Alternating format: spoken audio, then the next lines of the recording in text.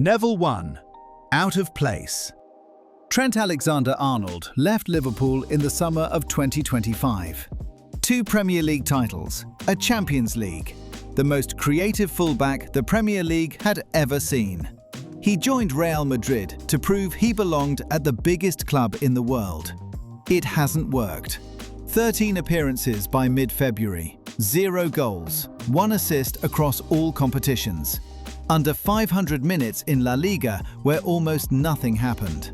On his debut against Osasuna, he lost possession 15 times before getting substituted in the 68th minute. And the Bernabeu erupted. Not for him, for Dani Carvajal, the club captain returning from a cruciate ligament injury. Then the marker column started. After the Girona draw, veteran journalist Alfredo Relano called him clueless and insubstantial, a player with the expression of a rabbit in the headlights. Quality from set pieces masked by his right foot, but in open play, non-existent. Then injuries. Hamstring against Marseille, 5 minutes into his Champions League debut. 2 months out. Just as he built rhythm with 4 consecutive starts, a quadriceps tear against Athletic Club. Another 2 months gone. Xabi Alonso was sacked in January after the Supercopa final loss to Barcelona. His replacement, Alvaro Arbeloa, took over a squad in turmoil. Reports from Spanish outlets claimed Arbeloa sat Trent down and told him to find a new club, though sources closer to the player insist he still features in Madrid's long-term plans. Either way, the message from the outside is clear. The experiment is failing. So what happened? Was Trent always this limited, or did Liverpool make him look limitless? We'll come back to that. But Trent's struggles are tactical. Gregory van der Wiel's was something else entirely. Gregory van der Wiel had the CV of a top-level right-back. Ajax Academy, Johan Cruyff Young Player of the Year. Started the 2010 World Cup final at 22 years old. Moved to Paris Saint-Germain, won 4 consecutive League One titles. On paper, a career most fullbacks would trade everything for. But something was wrong long before it ended. At PSG, he gradually fell down the pecking order. By his final season, he was starting just 16 league matches. The confidence drained. A rough year at Fenerbahce followed. 6 appearances at Cagliari. Then Toronto, where he finally found happiness, loved the city, loved the team, imagined staying for years. Until a disagreement with the coach ended it overnight. He was 31. The career was over. 6 months later, the panic attack started. In Los Angeles, Van der Wiel collapsed, convinced he was having a heart attack. His body was fine. The problem was inside his head. 15 years of suppressed emotion had finally surfaced. He said football was a prison, that he won 16 trophies and felt completely alone. No joy, no pride, no relief. Just a mask he wore while bottling up frustration, anger, and sadness. He played stiffly when he should have played freely. But Van der Wiel did something that most players in his position never do. He talked about it. Publicly. Openly. He became an ambassador for the Play Mental Foundation, dedicating himself to the mental health conversation in professional sport. The player he could have been never fully emerged, but the person he became afterwards might carry more weight than any trophy ever did. Level 2. Half a fullback. These players survive at the top, sometimes for years, because one half of their game is strong enough to carry the other half that's almost non-existent. Aaron Wan-Bissaka at Manchester United might be the clearest recent example. The best one-on-one tackler in the Premier League. That slide tackle became iconic. Opposition wingers genuinely hated facing him. In his first season at Old Trafford, he made the joint highest number of tackles in the entire league, level with Wilfred Ndidi on 129. Going forward though, almost nothing. He couldn't cross, couldn't overlap with any real purpose. United paid £50 million for a right-back, and every time they tried to build down his flank, the move just stopped. 50 million for a player who turned an entire side of the pitch into a dead zone. The best tackler you've ever seen, who offered nothing in the final third. Marcos Alonso at Chelsea was the mirror image. Playing wing-back in Antonio Conte's 3-4-3, Alonso was a goal threat from left-back. 6 league goals in Chelsea's title-winning 2016-17 season. An FA Cup winners' medal the following year. Those late runs into the box, he finished like a striker, not a defender. Take away those 3 centre-backs covering for him though, and it fell apart. Alonso didn't have the pace to recover, didn't have the awareness to track runners. When Chelsea moved away from that formation, opponents targeted him immediately. His entire career at the top was built on one system doing one thing: getting him into the box late and letting him finish. One fullback who could only defend, one who could only attack. Both lasted at the highest level because their one trick was that good. Level 3, made by the manager. João Cancelo under Pep Guardiola was extraordinary.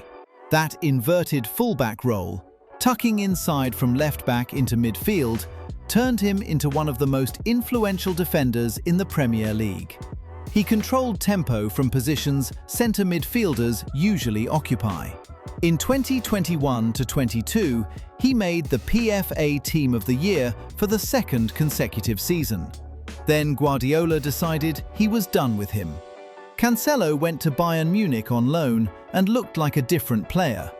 Went to Barcelona, inconsistent. Then Al Hilal. Now back at Barcelona on a second loan.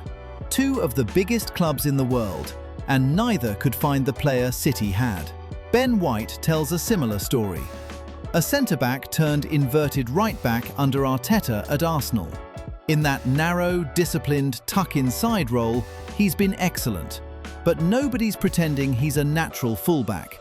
He's a defender following a tactical blueprint.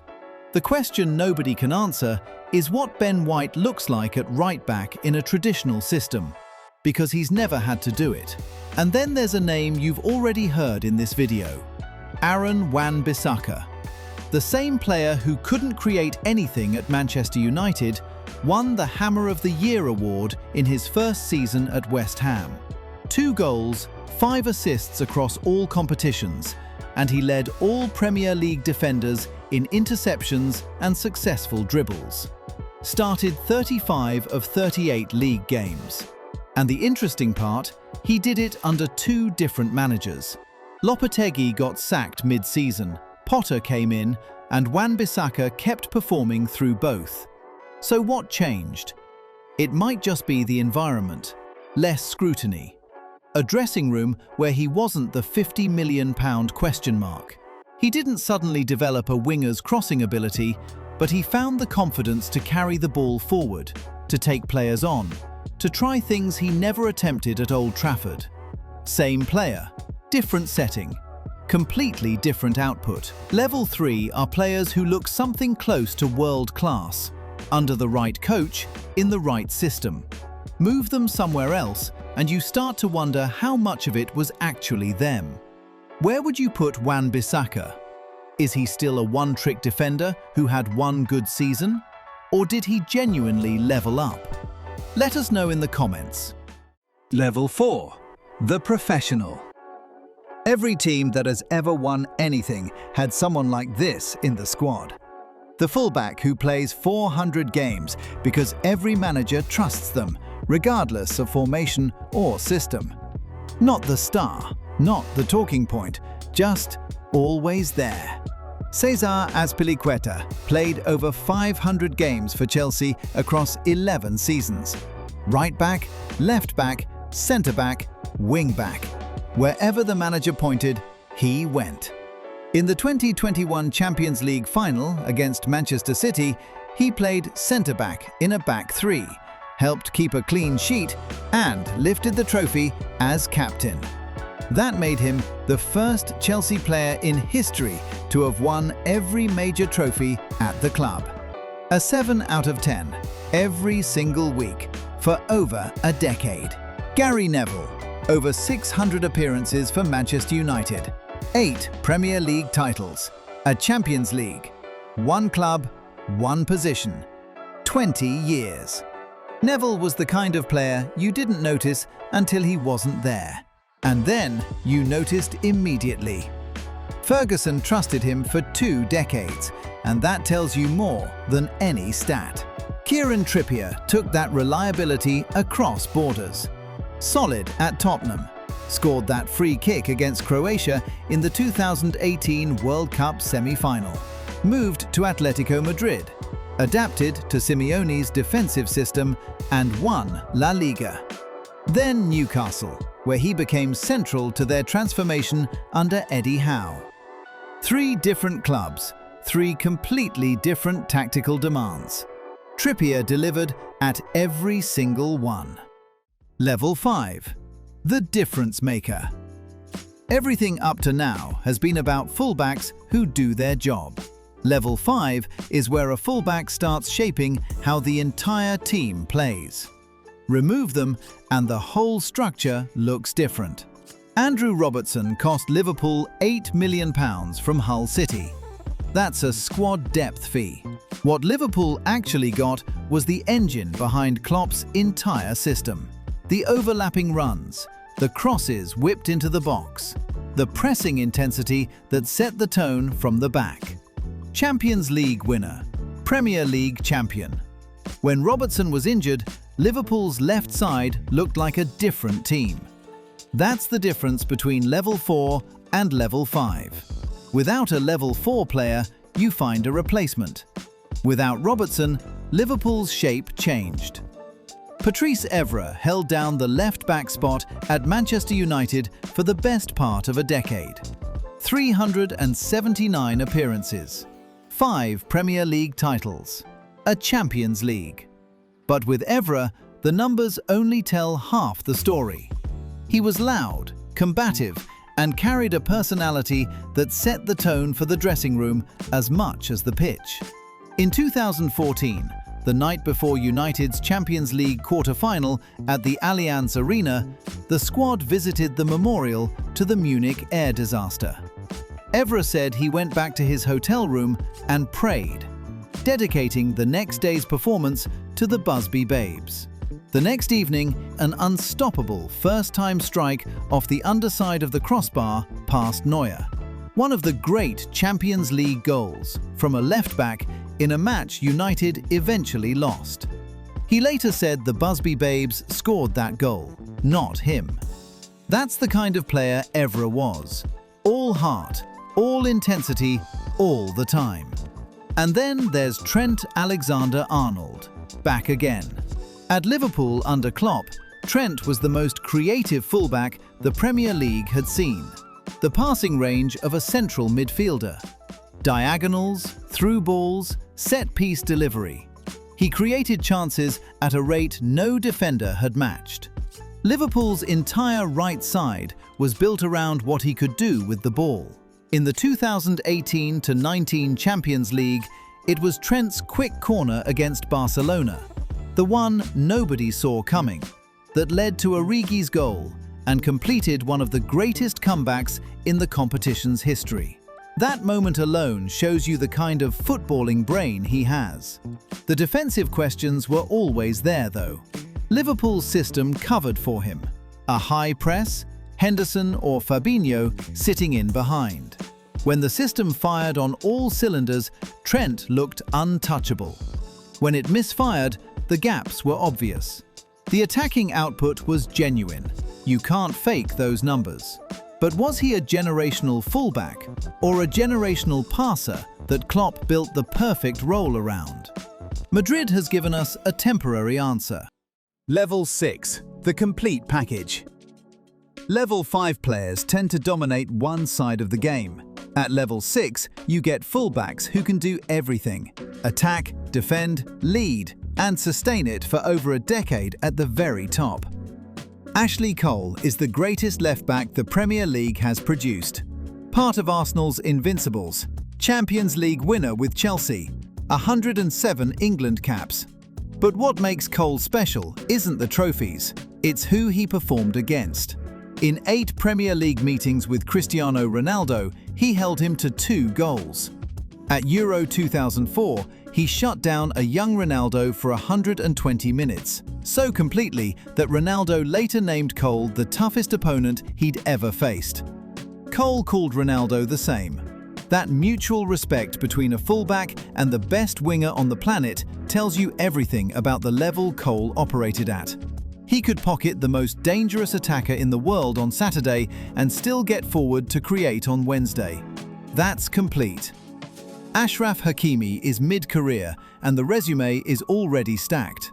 Serie A winner with Inter Milan, 4 League One titles with PSG, a Champions League in 2025, scoring the opening goal in the final against his former club Inter, a match PSG won 5-0.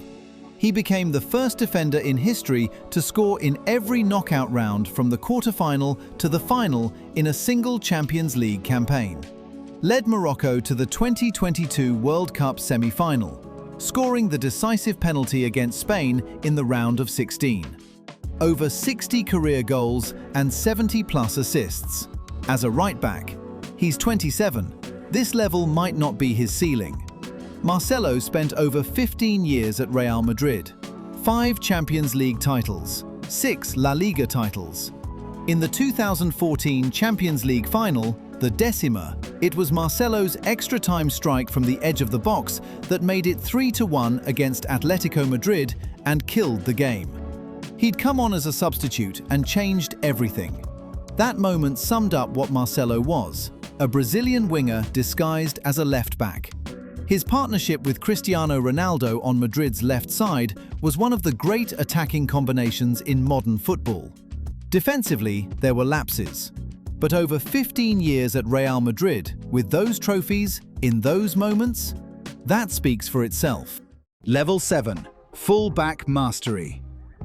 Every level before this has been about players who performed within the full-back role. Level 7 is reserved for the ones who changed what the role meant. When coaches describe what a modern full-back should be, these are the names they reference. Roberto Carlos turned left-back into a weapon. His left foot generated power and movement that didn't seem physically possible. The free kick against France in 1997, the one that swerved around the wall and dipped in at the last moment, that's not supposed to come from a fullback. 3 Champions League titles with Real Madrid, a World Cup with Brazil. In the 2002 Champions League final against Bayer Leverkusen, it was Roberto Carlos's cross that found Zidane for one of the most iconic volleys ever struck. He attacked with the intensity of a winger and shot like a striker.